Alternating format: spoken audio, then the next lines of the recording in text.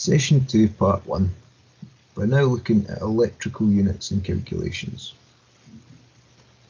At the end of this part of the session, I want you all to be able to match the symbols of voltage, current, power and resistance to the name. Also want you guys to be able to give a description of what voltage, current, power and resistance are and what they do in the circuit. I also want you guys to be able to calculate missing units using the power law and law triangles.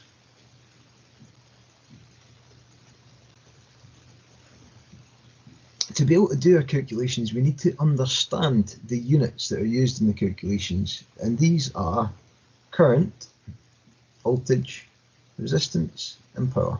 And we're going to look at these over the next few slides. We'll also very briefly touch on coulombs and energy because they are actually part of coulombs relate to current, because the current is a flow of electrons and a coulomb is the unit of charge, a number of electrons, and energy, which is in power is a flow of energy, which is measured in joules per second, which we'll talk about when we get to that slide. So current, like you've just said, it's a flow of electrons. The current is essentially what we understand as electricity. It's the electrons moving past a point, and the higher the current, the more electrons that are flowing through. Current's measured in amperes. Often you'll see it as amps, sometimes even shortened to A, but in our calculations we actually use the symbol I. We use the symbol I because back in the day, before my time, they used to call current electrical intensity, and that's when they put all the symbols together. So the scientific symbol for current is still I, even though we call it current these days. Because current is measuring flow, it's a flow of electrons, and coulomb is the unit of charge, which is a massive number of electrons. Each amp is the equivalent of a flow of 1 coulomb per second. And 1 coulomb is actually 6.2 million electrons. We don't need to remember that for the test, but it's just an interesting fact. Okay, voltage. Voltage is essentially the push. Voltage is what moves the current from one point to another. I always think about it like a sort of pump in a heating system, for example. Straight after the pump, you're going to have the biggest amount of push, and actually sort of as it goes round the circuit, because of the frictional resistance of the pipework, the push actually sort of drops, and the same thing happens with your voltage. Interestingly, the voltage drops as it goes round the circuit. But yeah, voltage is the push, which pushes the current around the circuit, and it's measured in volts. Okay, scientific symbol for voltage is V. Resistance. Resistance is what slows the current. Essentially, if you increase the resistance, you would slow down the current further.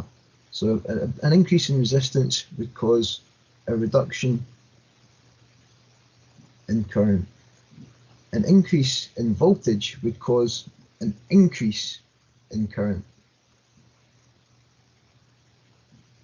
Because the bigger the push, the more can get pushed around. And the bigger the resistance, the less can be pushed around. And that will help us to understand our calculations a bit later.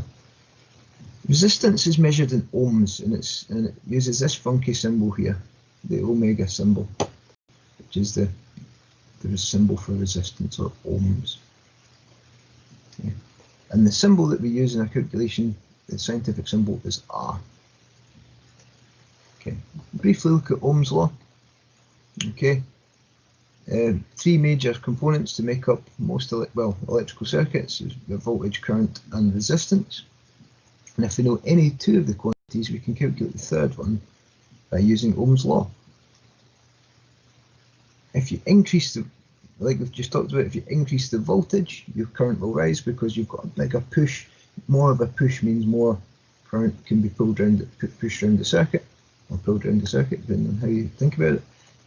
And if you increase the resistance, the current will fall because it makes it harder for the current to flow. Ohm's law gives a simple way of working out how the current is affected by the voltage and resistance. And we'll briefly look over the Ohm's law triangle. Okay, if you know any of the two quantities, you can find out the third quantity. And essentially the way you would do that is essentially you sort of cover over the one you're looking for with your hand. If you draw the Ohm's law triangle, VIR, okay, for example, if you're looking for the current, you'd cover over the I with your hand and it leaves V over R. So you divide your voltage by your resistance to find the current if you had your voltage and resistance and you're looking for your current. If, for example, you had information on your current and the resistance, but you're looking to find out the voltage, if you cover over the voltage, you'll see the I and the R are next to each other, which means we'd multiply them by each other.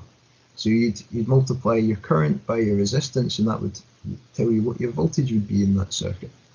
And the same goes with resistance. If you had the information on your current and your voltage, if you cover over resistance, it leaves you with your voltage over your current. So you divide the voltage by the current, and that would find your resistance, the resistance of the circuit. Okay. So yeah, to find current, you'd cover the current with your finger, and you'd see you need to divide the voltage by the resistance. So for example, if you had a circuit with a resistance of 115 ohms, a voltage of 230 volts, well, we can put the 230 up here with the V, 115 down here with the R, divide 230 by 115, and that will give us a current of 2 amps.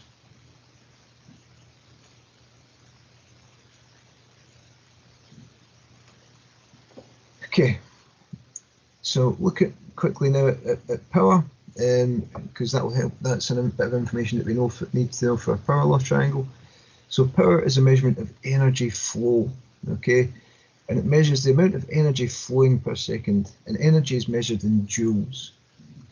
Okay, so power is measured in watts, and 1 watt is the equivalent of a flow of energy of 1 joule per second, because power is a flow of energy.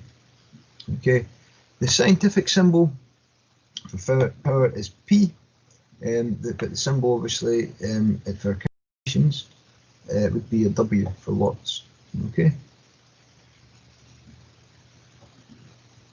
Yeah, we can work this out using another triangle, which works the same way as the Ohm's law triangle. Okay.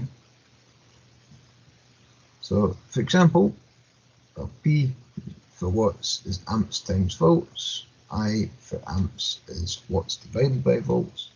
V for volts is watts divided by amps. Works exactly the same way. So you cover over your P, you put your current times your voltage, it finds you your power.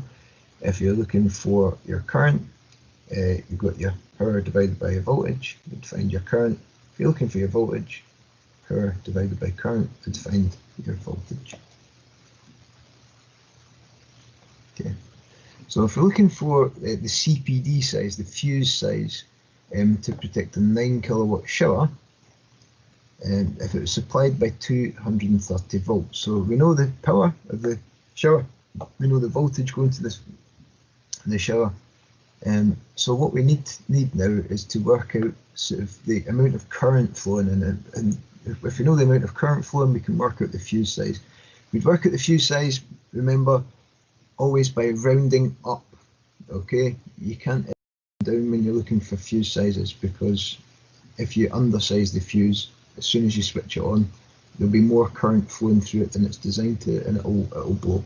So you always round up to the nearest fuse when you're looking for a fuse size.